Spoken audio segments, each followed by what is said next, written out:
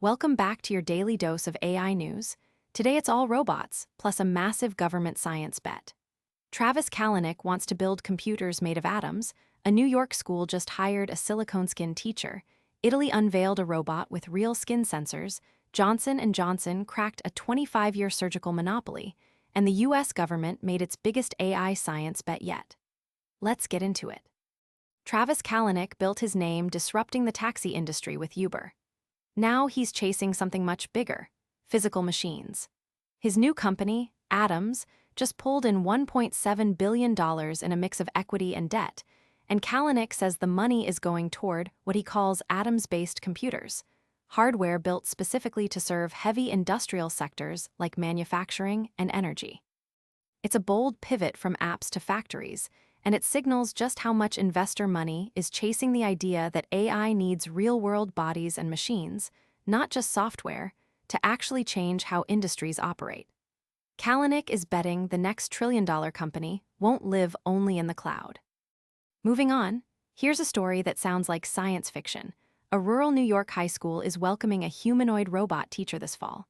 Her name is Sally. She's covered in silicone skin designed to look lifelike, and the district paid close to $58,000 for her. Sally comes from a company called Realbotix, and she's designed to help students with coding, robotics, and math. Supporters say she gives smaller schools access to specialized teaching support they otherwise couldn't afford.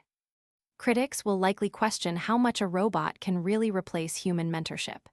Either way, this is one of the clearest signs yet that humanoid robots are moving out of labs and straight into everyday classrooms.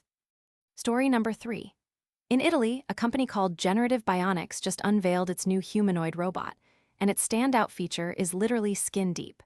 The robot, named Gene.01, is wrapped head to toe in a full-body sensing skin that can detect touch, force, how close objects are, and even temperature changes.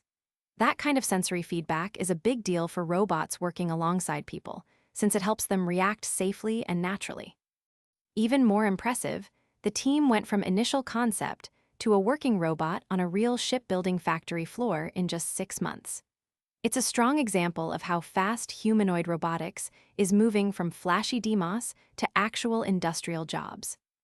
Fourth up, for 25 years, one company has basically owned robotic surgery: Intuitive Surgical, maker of the Da Vinci system. That monopoly just got its first real crack. Johnson & Johnson received FDA marketing authorization for its new system called Ottava, and what makes it stand out is that its robotic arms are built directly into the operating table itself, rather than as a separate cart wheeled in beside the patient. That design could make setup faster and rooms more efficient for surgical teams. This clearance opens the door for J&J to compete directly in a market worth billions of dollars, and it could reshape pricing and innovation across robotic surgery for years to come. And finally, the US government just took its biggest swing yet at using AI for science. Officials announced the first 278 projects under the Genesis mission, a sweeping initiative backed by more than $5 billion that's been compared to the Manhattan Project, but for artificial intelligence research. The goal is to pair scientists with serious compute power, huge datasets, and advanced AI models so they can tackle what officials are calling the toughest scientific problems of the century: things like disease research, energy breakthroughs, and materials science.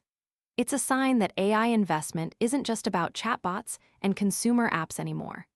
Governments are now treating it as core scientific infrastructure. That's your AI roundup for today.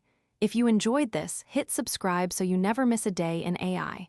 Wherever you are, stay safe, stay curious, and take care of yourselves out there. Thanks for watching, and I'll see you in the next one.